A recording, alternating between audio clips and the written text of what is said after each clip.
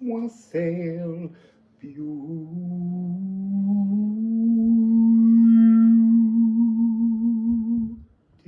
people. So it's been a chaotic few days, and now we're in September.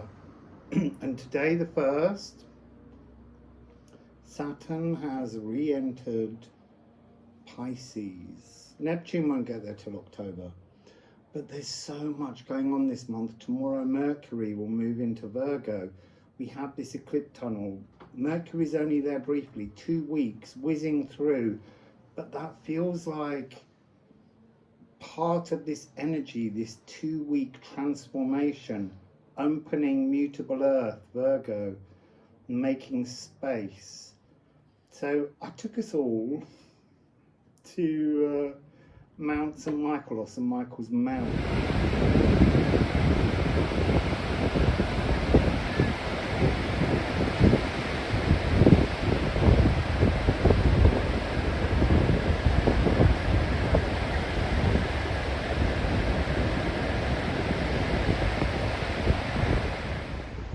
So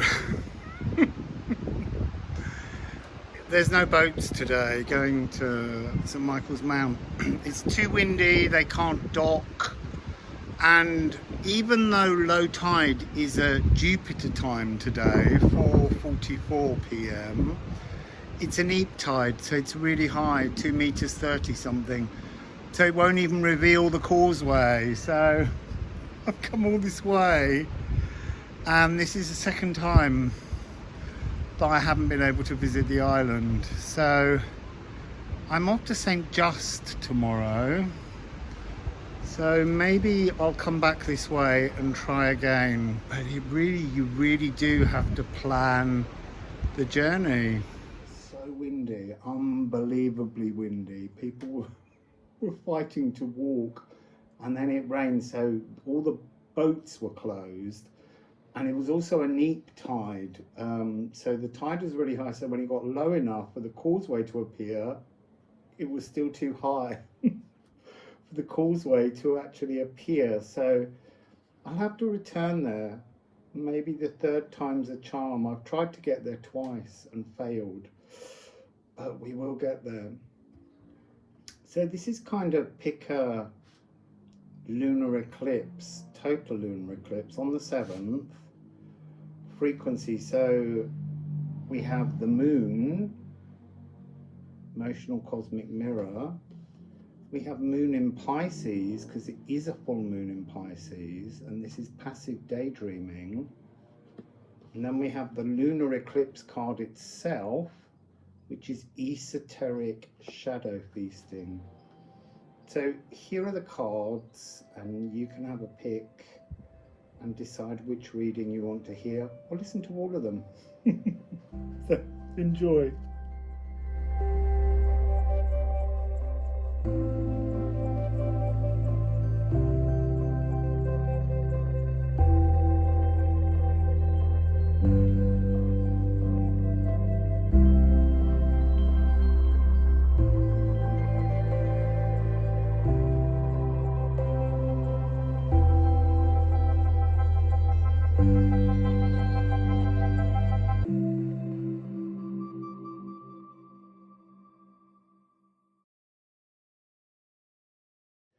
So you picked the moon.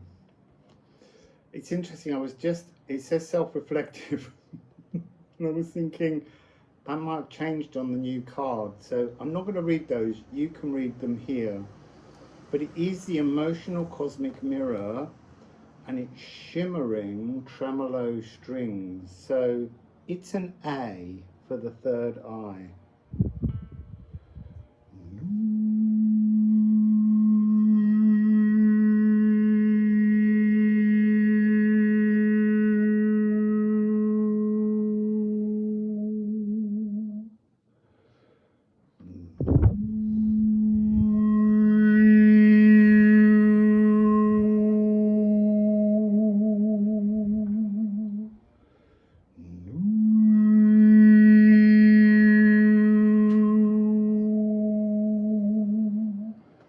So that's the A to help you tune in. The moon rules the zodiac sign Cancer. But this is a full lunar eclipse in Pisces with the sun in Virgo. Total lunar eclipse. So on the back of the card it says, I am distinct, I am shadowy.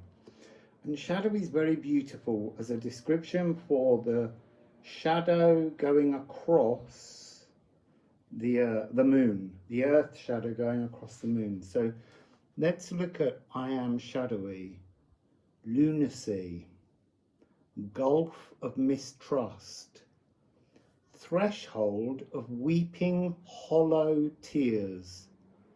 The moon pulls the tide of your moods.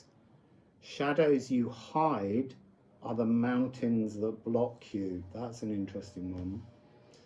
So these are energies that you must allow to rise, and if they do come up within you, then allow them, lean into them, feel them, understand them, realize how they affect you, how they stop you growing, all of these frequencies, and then consider the notion of I am distinct, because the shadow will fall and then it will peel away and become distinct again. So this is clarity, emotionally stable, in awe at the moon's tune, removing the veil to esoteric wisdom and shimmering satisfaction of fluid emotional freedom. So these are all things available, yes, with every moon, but particularly this is a profoundly powerful moment. So I'm going to leave that card out. I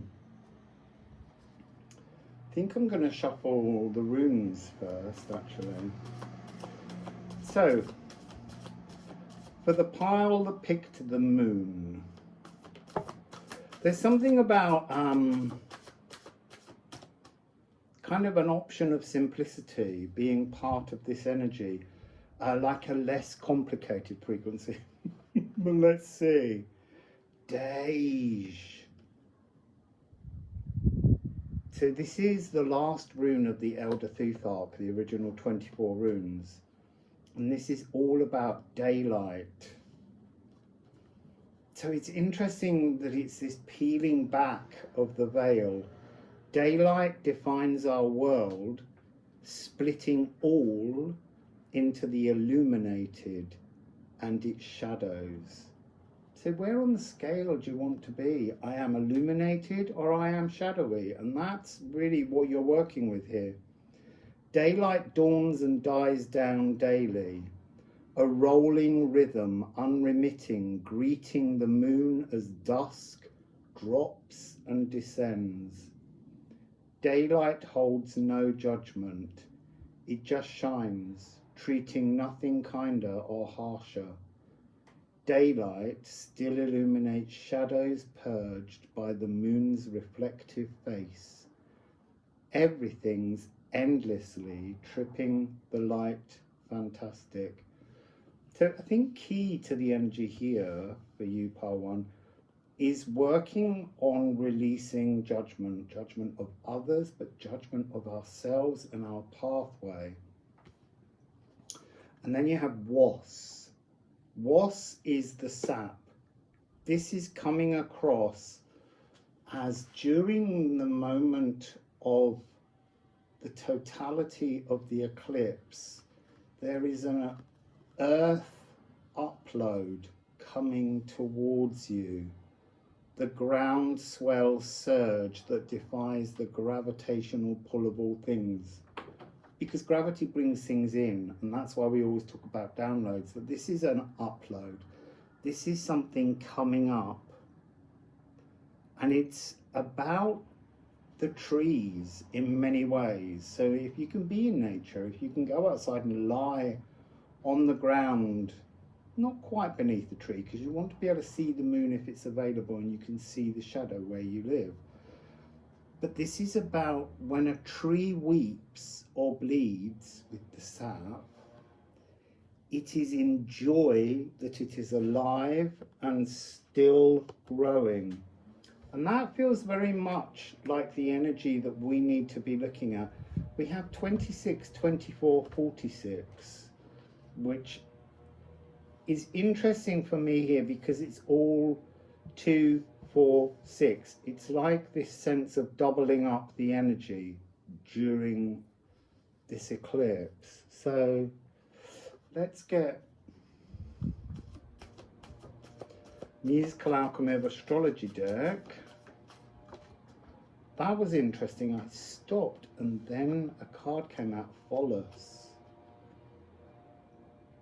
Pholus is an asteroid and it's the law of unintended consequences. So I have this thing about centaur bubbles. Centaur bubbles are troubles that kind of run through our blood ancestry, through our ancestors in times gone by, and it relates to the nervous system.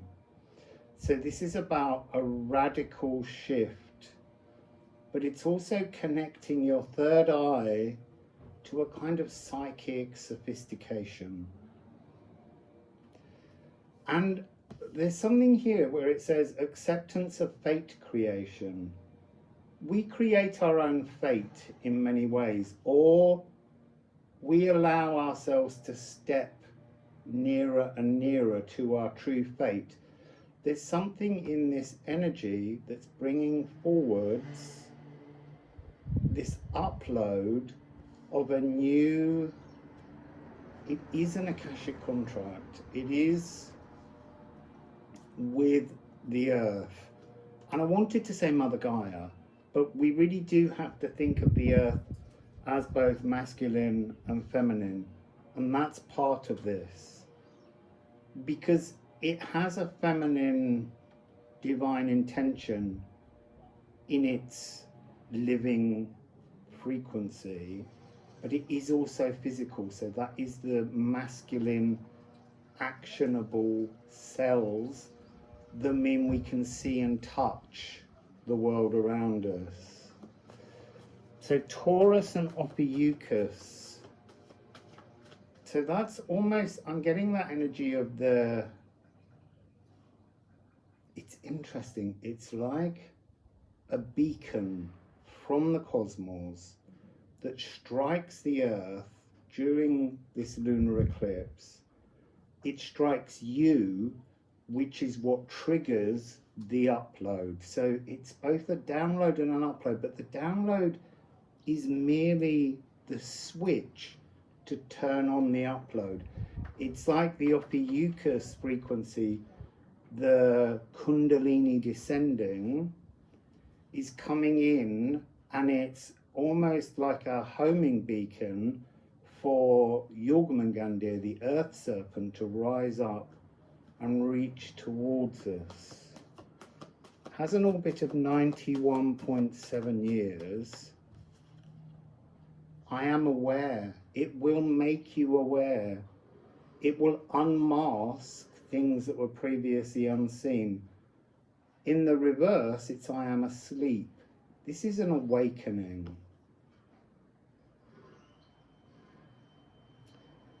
So kicking out at false enemies, but also unwilling to shift damaging behavior.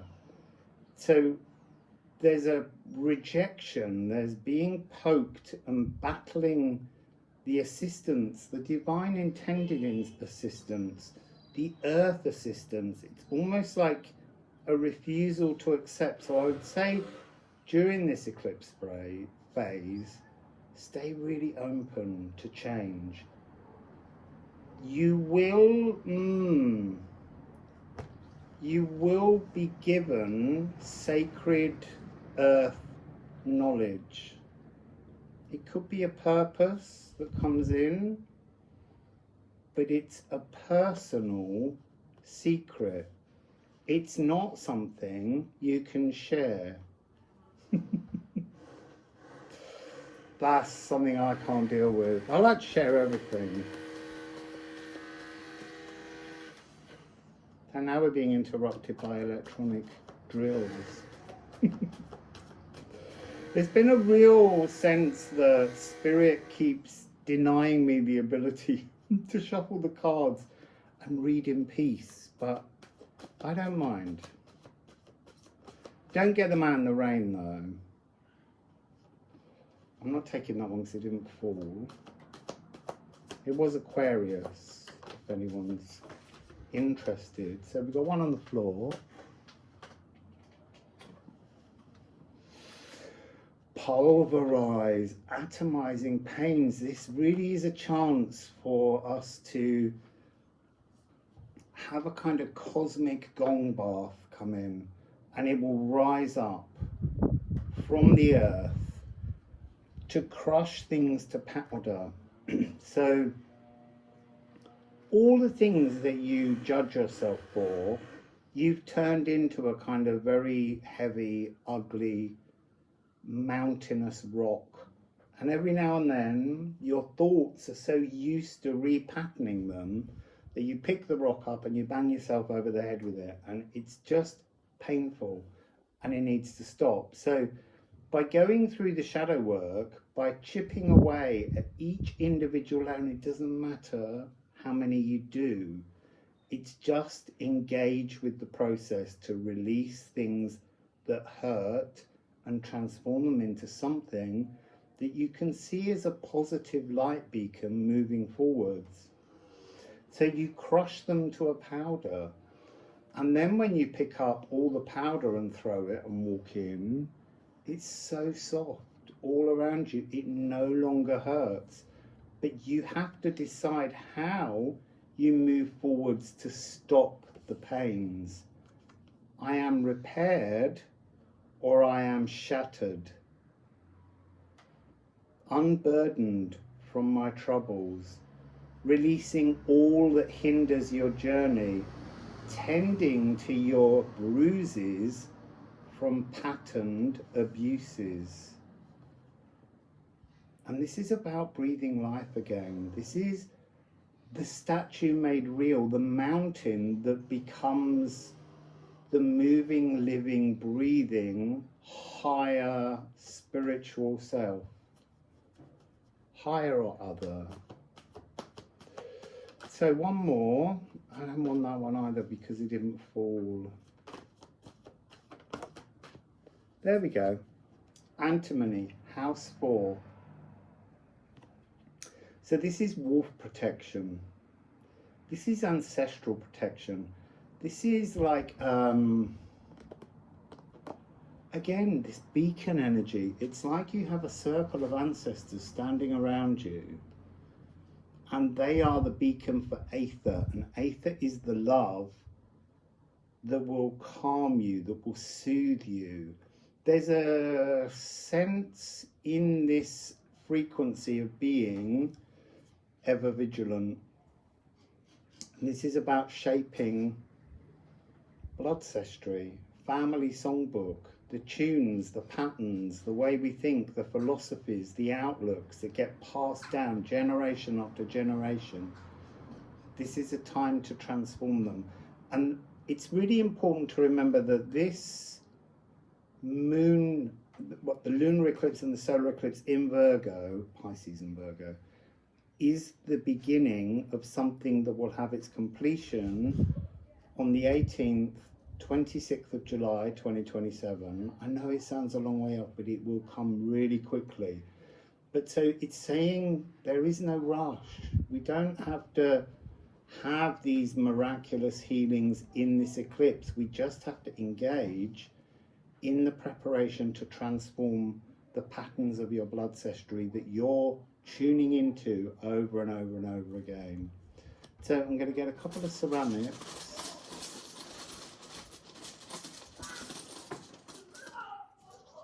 Three ceramics. So look, this energy of shaping, this is Tyr, smelting. Remember, Tyr was originally a proto-god who was the head of the early Germanic system and was later kind of demoted, but really the point being that Tyr knows so much, has experienced so much, that all the hammer blows, all of the pains have been washed away for Tia. And Tia is pure, non-judgmental compassion. So we have Nide. Nide is the shadows. It's the war rune. There's something here where you're being asked to spend the actual lunar eclipse in a kind of silence, not necessarily a meditative silence, but just staring at the moon if you can see it, knowing what time it happens, allowing energies to rise up, look at the energies, feel the energies, and then transform them. And that's your secret. You don't need to share this with anyone. It's really interesting that it would be a secret. And it's where the nutrients are, in the shadows of the moon. During that phase, somehow you will upload the nutrients, as in the purpose that you desire moving forwards. And then we have Björk. Björk is a new beginning. It's new growth. It's almost like during the lunar eclipse, it's almost like you burn away or uproot, transform your personal Yggdrasil tree. So if you've always had an affinity with a particular tree, during this eclipse season, you're going to be gifted with a new tree to work with. And that doesn't necessarily mean walking out and finding it. Just focus in this moment and feel the energy of the new tree frequency that wishes to guide you to greater heights. So that's your reading, pile one. It was lovely. So you picked Moon in Pisces. Passive daydreaming. Also piano improvisation. This idea of being fluid. It's 3-9. 3-9 is the divine inner landscape. And that's a very creative daydreaming area. It says soloist seeking accompaniment. And the accompaniment here really is the divine inside you. It's not really about seeking an external friend, lover, companion. This is also in others' shoes. It's understanding there's a really divine masculine frequency about this. Being able to hear another and understand, absorb and release the frequency. It's very Saturn. Interesting, I would have thought we would have been pulling in Neptune, but Saturn is in Pisces today. So it's the energy of being spaced out, being dreamy, and it's also a pineal gland tuner. So I am sharp or I am blunted. So the blunted energies that will come through during this full moon total lunar eclipse in Pisces will be this frequency of being very mushy, very emotional, to be overly soft-centered. And there's this energy of being empathically flawed and housebound. So there really is this advice here: get outside and watch the moon if you can see it. Feeling ill at ease as you release old frequencies. The discomforts, lean into the discomforts. It's time to remove them. And then you will find that these daydreams, instead of becoming these kind of, you see, I'm being shown puddles with water falling on it. Like more and more emotions are pouring into the puddle, and the puddle is getting swelling, and the puddle is almost stretching into the mud and adding to the confusion, that mushiness. And then suddenly there's a moment when it becomes absolutely clear, absolutely still, and it says oracular. So there's an oracle message in the water. You see, I feel that maybe you need a bowl of water with you. Not necessarily to scry with, but there's something about having your hands or your feet or something in water outside looking at the moon. There's intuitive knowledge.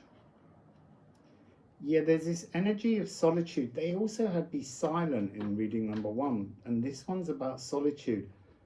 Absolute empathic calmness in all situations. I want to say that there's this card, the fish is always, to me, heading towards the energy of a kind of cosmic portal, a deep shadow. It's like a door that you've never dared open. And I want you to find that door in your mind's eye, and you will see it's open. So I forgot to sing you the A. So before we go any further, this is actually a triad moon in Pisces, because it has A, the moon. It also has G, which is the frequency of Jupiter, who rules Pisces, but it also has Neptune. So the energy, the sounds,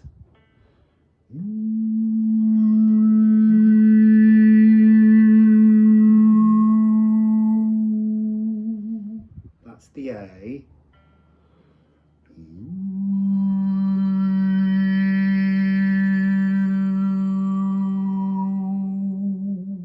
That's the G of Jupiter.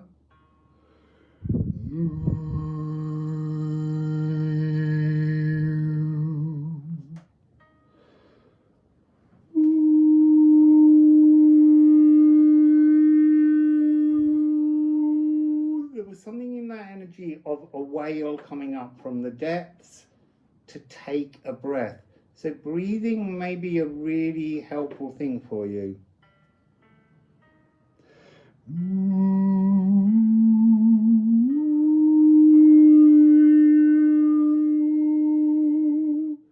Jupiter is G, it's the great cleanser, it's the energy wings. This is almost, it's like coming up to the surface. E flat is the energy of Neptune, it's ancestral, bloodcestry reverberations. But what I'm seeing is with the G, it's almost like the transformation of a nymph to a dragonfly. It's like you come to the surface, you breathe in this new Akashic air, and then you take off towards the cosmos. That's a really interesting frequency.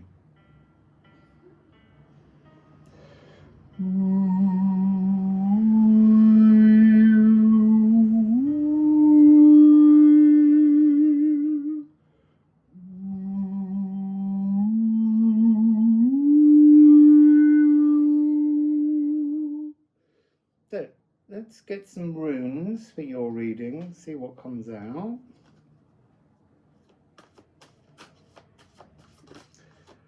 Yeah, wow, look. Etbursten. To burst out from beneath the weight.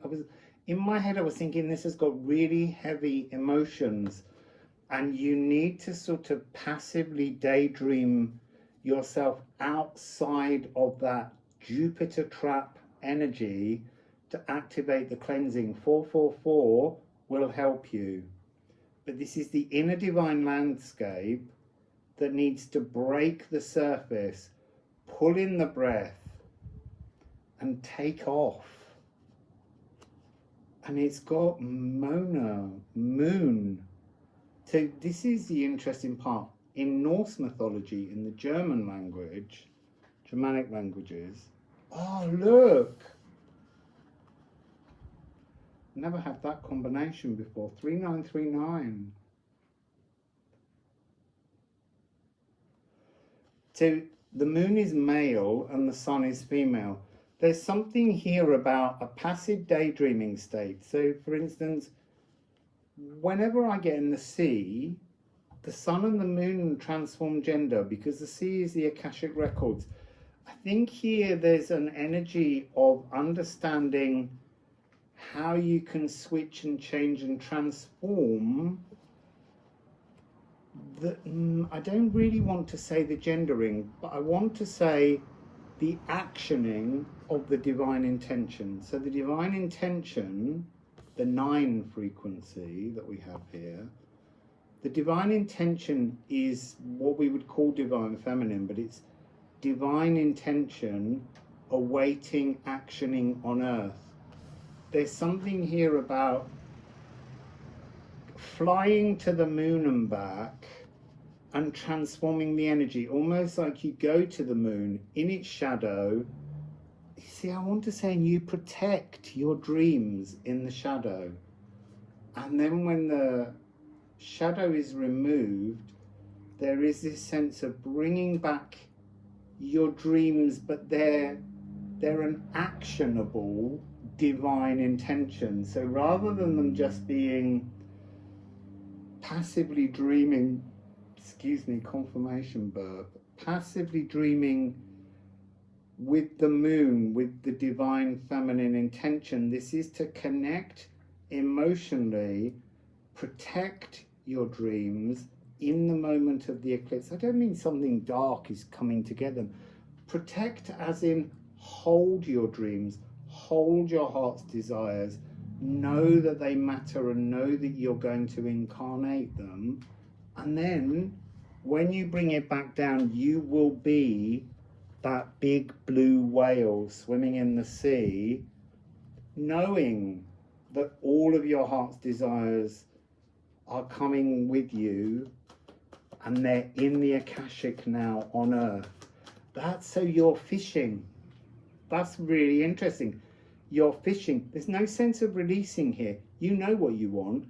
Go to the moon and fish your dreams out of the moon during the shadow of the total eclipse, lunar eclipse, and then bring them back down to earth so that they can be in the Akashic ocean here on earth, and a skin will form. They will materialize. Your dreams will materialize around you. That's beautiful. So just keeping an eye on the time, because I try to keep them all the same length. So what do we have here? Oh, see, look, sparkling new narrative. So here's the interesting thing. When we're in this eclipse, the sun will spend its entire time in Virgo. Virgo is mutable earth. In alchemy, you have to open space, a mutable channel in the energies. And here it's the energy of the earth. This is physical materializations. The second part is to have cardinal frequencies come in.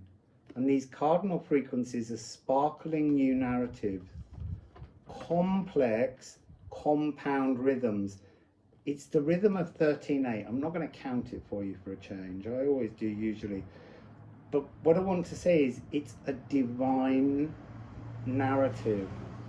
If you can passively daydream something, it's a divine narrative because you are divine. We are all divine. So this is about acknowledging your divine narrative. I'm just being drawn to this energy of 5/5, 5/4 with this 3/9/3/9. It's like there's a frequency of your physical world divine in a landscape and your galactic greater self's divine in a landscape, and that's why you're going up to the moon to bring down these new narratives. I am luminous, or I am shrouded. So the shrouded part is to, because it's sulfur, is all those energies you may smell as we approach this eclipse, this lunar eclipse. You may begin to smell bad scent around. There's this energy of brimstone vapors draining your health and vitality if you let them. If you acknowledge the smell and say, I'm going towards the cherry blossoms, you transform things. Just be careful, I think, during this eclipse season of having too many foods or wines or drinks that contain sulfites, because there might be a sense of a discomfort that comes from them. So this is about receiving life-affirming frequencies, drawing out negativity, and then it says odorless and strengthening in its purest form, sea floor lakes of molten sulfur await awakening. That's interesting. So I'm being told that this energy of the sea floor lakes of molten sulfur, these are oversoul fragments stuck inside the earth, interconnectivity,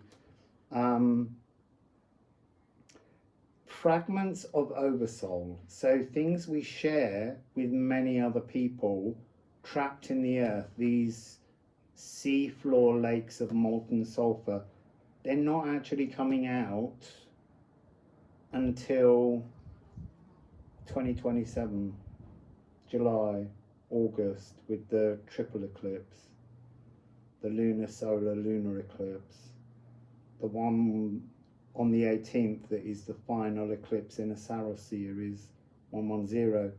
That's all coming across in your energy. I feel like there's something else coming through that I don't really want to talk about, so unless the cards specifically hint at it, it's not necessary, or we're not ready for it. But I feel you're going to start getting the visions that lead you towards 2027 here. What else would you like to share? Yeah, Golden Tears of Acacia. You see, I've been getting a lot of new energy about Acacia, this realm. These soul fragments are part of the bridging energy to Acacia. But when I first saw Acacia, it was about you and another. And there was that sense of moving together and merging into one unit. And this is going to melt your heads a little bit. Sorry, I'm just being drawn to the fact that we've got 39399. And that was an aside because I kind of don't want to express this. For some people, maybe you that have chosen this pile, if it doesn't resonate with you, just let go of it. Don't try and make it fit your narrative, because you might not be ready for this information. It is possible in some situations. You see, I think it's in many at the moment, but in some situations, for your soul to be alive in two different bodies right now. And there's something about this sweetening of the music, this rolling round the lake of the golden tears of Acacia that was in the image in the video when I was in Wales, that has this frequency of you finding you. And there, you know, this person could be much older than you, much younger than you. It's very unlikely that they're the same age. It's an overlapping life. And I don't know whether it's singularly your, I need to say kind of lowest form of soul. I don't mean that.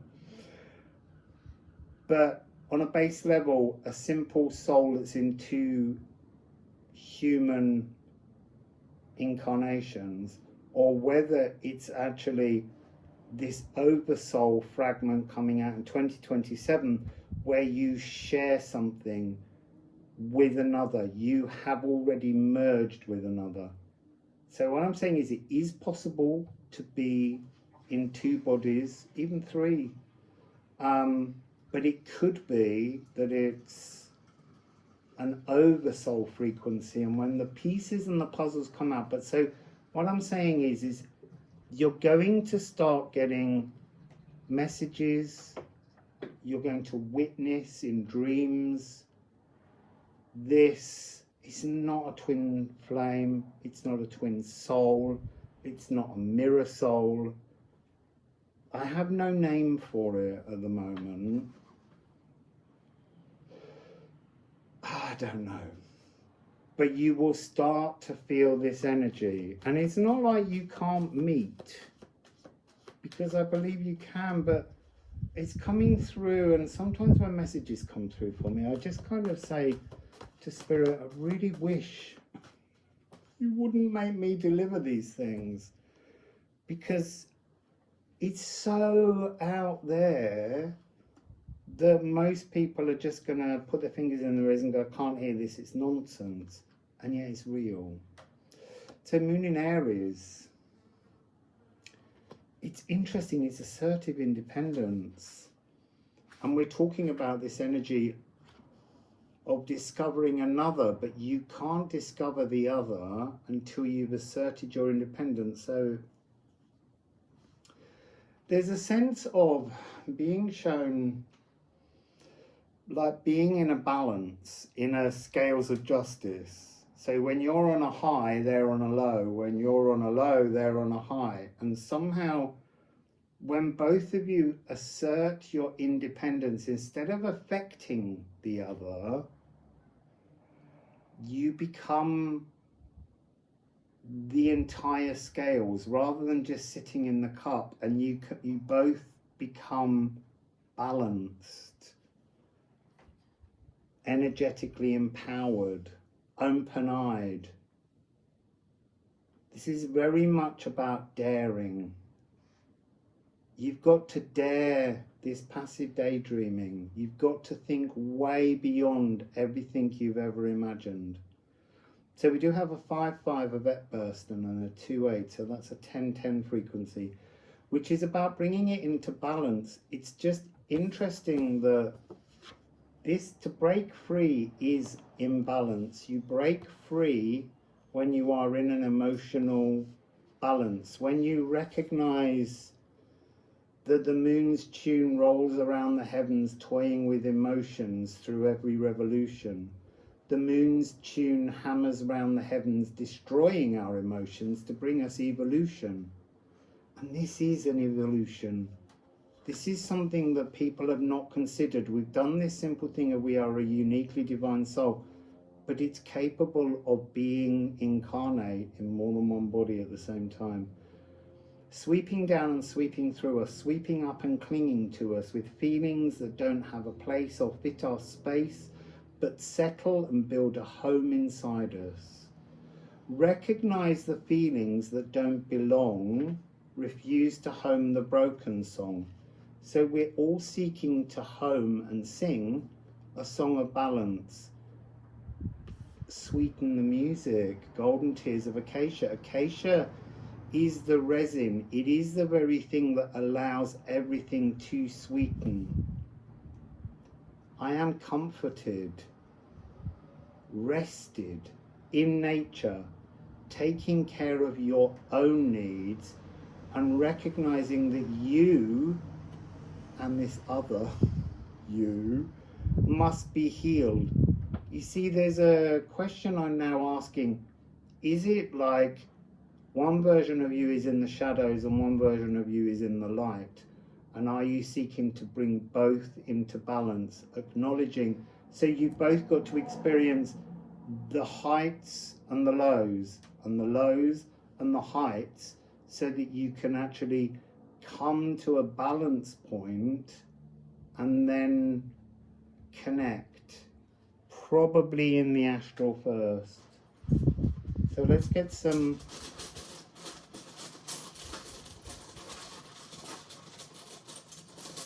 ceramic runes. Sorry, my brain's just going off on that whole concept. It's so complicated and it's kind of unfair to bring it up even.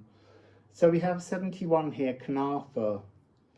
Kanafa is the ending of the old blood songs. It's the transformation of traditions. It's to no longer be blood scented.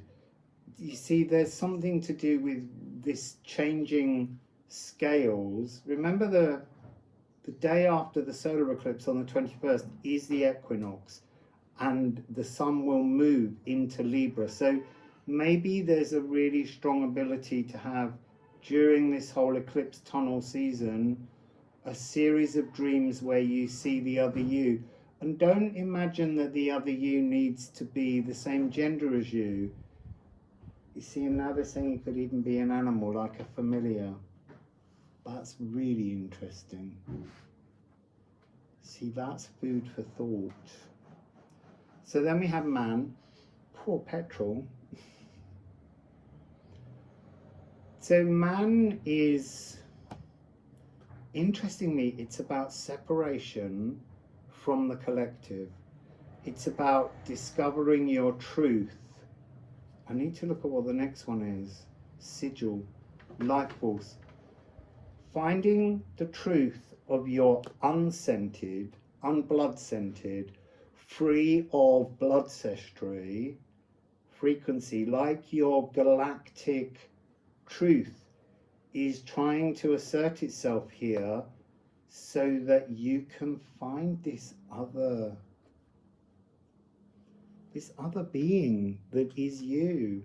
I've already gone over, but I need to just see on the bottom of the deck.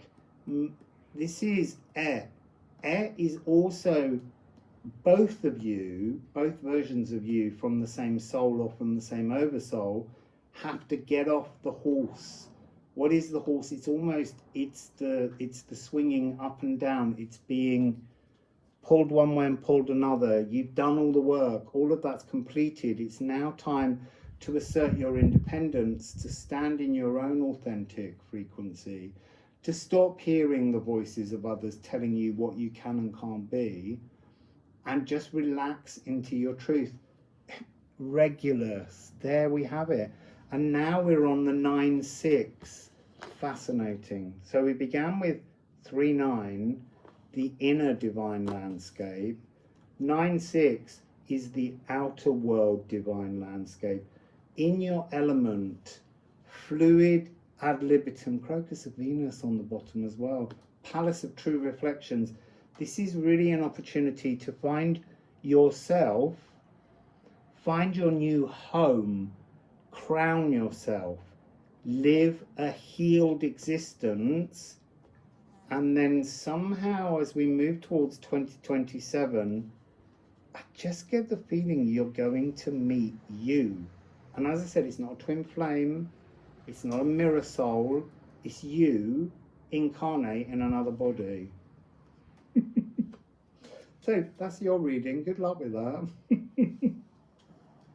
So you picked a lunar eclipse, and here's a total lunar eclipse. This is esoteric shadow feasting, and I feel like you've done it. You've eaten all the shadows you can eat. Now it's just time to sup on the moon hare's immortal elixir. In many Asian countries, they don't see a man in the moon. They see a hare who mixes up this wonderful potion to give you lunar lucidity and immortality. So this is about a solution coming to you during this sunless moment, and it's a really big cathartic conclusion. You see, it's the opening of the doorway of a new Janus Geminis, but I feel like you're about to walk through an Janus Geminis between the lunar eclipse and the solar eclipse unscathed. almost like walking through a gallery of your life and just not being bothered. You'd rather know what's outside the solar door at the end. It's like letting go of everything. So silvery sustained vibraphones, they'll be playing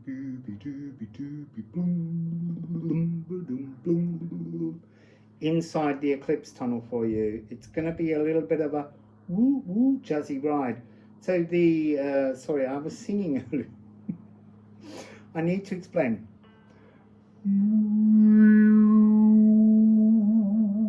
Is the third eye the moon. C is the earth, because it is the earth's shadow that will progress across the moon.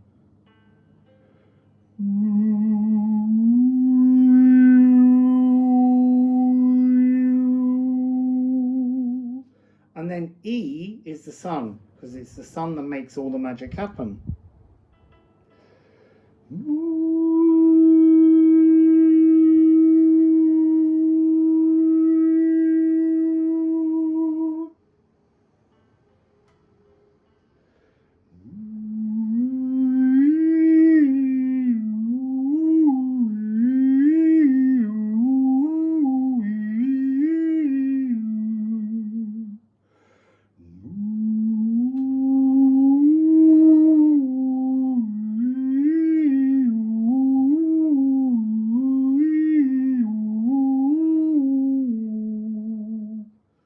So that's your little magical notation. Let's begin with the runes, as I have in all the readings. What would you like to share about this very smooth journey? I'm seeing the word I do written over there on the wall. I do. What do you do? How do you do? I do very well, thank you. So we had to. They felt a bit odd the way they came up. Oh, newer. Now this card has taken on a new frequency recently. It's your early Akashic blueprint, but it's incomplete. It's like all the frequencies of that blueprint are here on Earth, but there's another segment, another page to your Akashic contract that's only recently been released. It's like a new single. New singles come out. Get it on Spotify. There are new Akashic truths, realities now available in the water. And it doesn't just mean the water in the ocean. It will move and change, but over the next couple of years. But there's new narratives available that are part of your blueprint, but the codes and frequencies were not here. And now that you've done the shadow work, and congratulations for doing that, because it's extremely hard. Sorry, I need to go back to this card. There's something blanketed in shadows. This is the Song of Lilith. So that's your authentic truth. That's this energy coming through. Sorry, I can see this card now facing me. Seal. The life force, maker of all things. This is the sun. So it's almost like you have the sun and the moon, but the sun has yet to do its eclipsing. This is at the beginning of this energy. And in this Akashic Eanus Geminus that you're going to pass through from the 7th of September until the 21st, when you come out the solar door, it's almost like you're being not reprogrammed, re-blueprinted, or the very early magic is about to start to bloom. it's literally like you step out of the solar door on the 21st, straight onto the equinox, the balance point of equal night and day. Mars will have moved into Scorpio in rulership, and there's a real sense of, in preparation to harvest what the blooms will become once the insects, once the natural world has fertilized around this new frequency that you have. There will be a new harvest. Apple bearer, big juicy fruits, but they're new fruits. That's the thing, because there's newer, these new buds, these color saturated materializations can happen now because there's new Akashic codes. I'm not taking that one because it didn't fall. I want to say it was filter, noise cancelling headphones. That's this energy of you walking through this tunnel totally unaffected by it. Interesting, the notion of not being affected. Well, being re-blueprinted, being retuned. It's like, can we just get to the bloody door at the end, please? I'm only interested in the life force, the radiant trombone octet, blasting you through that corridor, the light you shine. There's laughter. Wah, wah, wah, wah. Trombones, all that kind of, there's comedy. There's comedy for you in this tunnel. Moon in Pisces is the giggler. This is the ultimate goal. Goal, bam. Always believe in your soul. You're indestructible. Always believe in. I really didn't sing that very well. Sorry, I need to turn that over and say, I am radiant. Or I am dull. What do you want to be? Let me think. Maybe I could go on being dull. Actually, it's making me think of someone today who wasn't, but liked to say, oh, I'm in the way, aren't I? No, you're not. I can walk around you. But that's that energy of being dull. Animated, having a blazing core purpose, beaming, warm, open-heartedness, and the trinity of life. Dawn, noon, and dusk. So there's something I'm hearing. This dawn, noon, and dusk in an eclipse is the moment before, at its fullest point, and when it's done. That's a mini trinity that you can take so much power from. This is identifying the frequency of life and your luminosity, because you ate all the shadows. You faced your fears, you dealt with it, you no longer carry that. And if someone pokes you with it, you just go, do you know what? I'm not interested. I'm healed. That's interesting. It's gone right over there and it's removed. Just as we were talking about all these frequencies, these old patterns, you've removed it all. The celestial songbirds are singing for you. You've acknowledged all of your errors. You've transformed everything. You have done the most amazing job. So retrograde, interesting. So I'm being told, look in your charts at Uranus,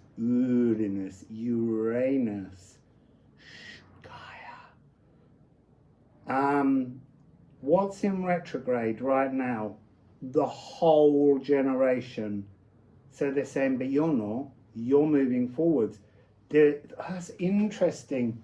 So the retrograde affects us when we haven't munched on all the shadows. There's something here where all of the retrograding planets, so that's Pluto, Saturn, Neptune, and Uranus, and Chiron, are pausing people. Confirmation in a burp. It's moving everybody towards this energy of going back over the details. So like when Neptune and Saturn go in to Pisces, this is not you. I'm just explaining. You're being given a freedom on this energy. But when it goes back in, it brings up all of the fogs that you still can't see as delusions. And so it's to change your beliefs. You've already done the work to change your beliefs. So you're being given a free pass. So, yeah, I don't want to read that card because it's just saying you've removed yourself from the pull of the bush, from these generational planets pulling at everybody. You're moving forwards. You're going with the flow of Mercury, Venus, Jupiter and Mars. It's a personal journey for you. Taurus, that's Venus energy. This is amassing density. You are your own full symphony orchestra. And this is congelation, chilling down. It's almost like this calm, this peace, this lack of fear, this frequency of blossoming love, this beaming life force energy is allowing you to chill right down, crystallize your growth and feel light, feel loving, feel like you are kindness itself, noble and majestic presence, the shaper of soothing, sensual surroundings. For you, you do everything right now for you because you've done the work, because you deserve it. It's a beautiful thing. So we've got 3. So we have rusted. House 2, values, Taurus, 2-2.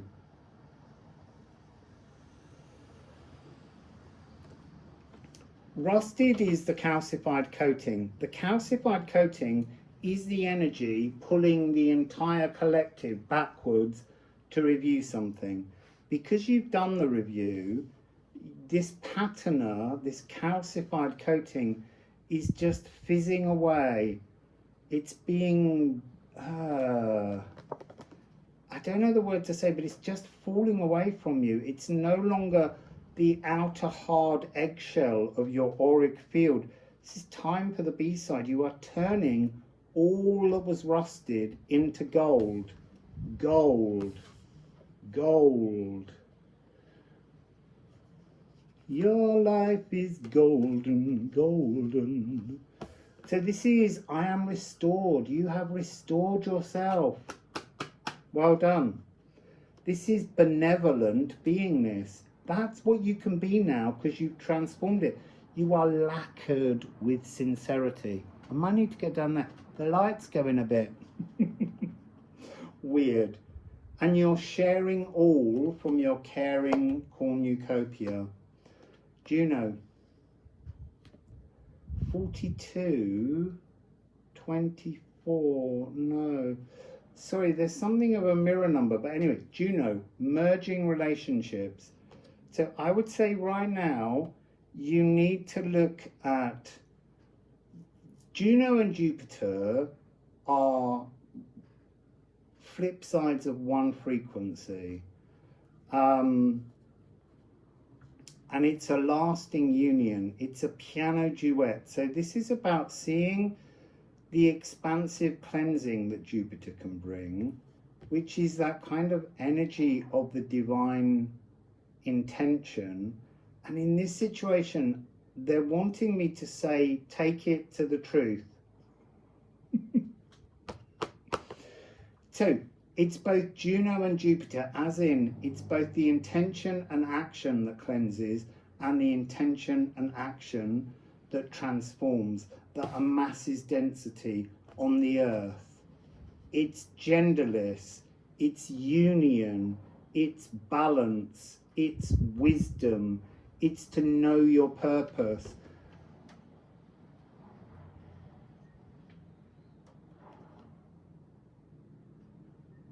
yeah, it's really profoundly powerful. It's an unbreakable loyalty to your divinity that is amassing around you. So let's get some ceramics.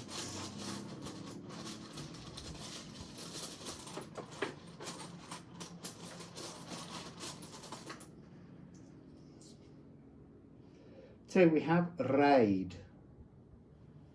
It's interesting, raid is journey, but it's also the nightmares. It's like the journey's done. You've eaten all the shadows. You've left the dining room. You've gone out on the balcony and you're having a little aperitif. Then you have 7 Gifu. This is that energy of union between divine intention and divine action. You've reached that point. You no longer stand in fear. You are sipping a little glass of love. And then 65. Oh, there we go. 65, 65. So this is the energy of, well, it's downloading magic, and it is witchcraft, but you could call it wizardcraft. This is balance. This is stopping the journey and just allowing yourself to absorb all the frequencies. Really interesting.